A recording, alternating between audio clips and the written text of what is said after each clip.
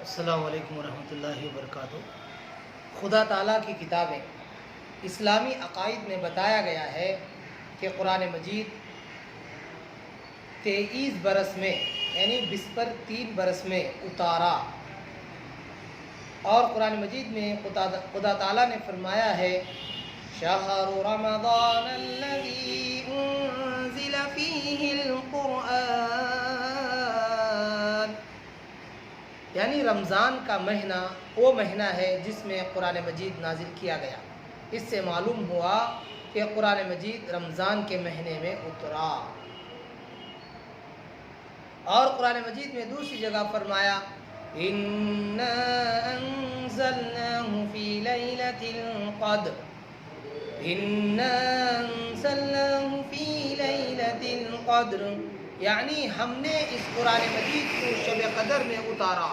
اس سے معلوم ہوا کہ قرآن مجید شب قدر میں اترا۔ یہ تینوں باتیں آپس میں ایک دوسرے کی مخالف ہیں، ان میں سے کون سی بات صحیح ہے؟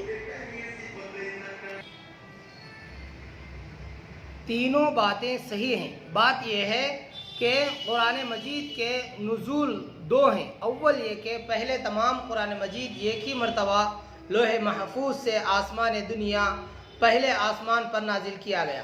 دوسرا نزول یہ کہ وقتاً فوقتاً ضرورتوں کے لحاظ سے تھوڑا تھوڑا دنیا میں اترا۔ پس قرآن مجید کی ان دونوں آیتوں میں نزول سے پہلا نزول مراد ہے کہ رمضان شریف کے مہینے کی ایک رات میں جو شب قدر تھی لوح محفوظ سے آسمان دنیا پر نازل ہو گیا، اور بسپر 3 یعنی 23 برس میں نازل ہونے سے دوسرا نزول مراد ہے کہ آسمان دنیا سے حضور صلی اللہ علیہ وسلم سے 33 سال میں نازل ہوا۔ پس یہ تینوں باتیں آپس میں مخالف نہیں بلکہ تینوں صحیح ہیں۔ قرآن مجید کے نزول کی ابتدا کہاں ہوئی، یعنی کس جگہ قرآن مجید اترنا شروع ہوا؟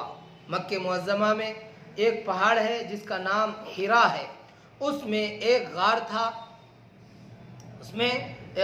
حضور صلی اللہ علیہ وسلم اس غار میں خدا تعالیٰ کی عبادت کرنے کے لیے تشریف لے جاتے تھے اور کئی روز تک اس میں رہتے تھے۔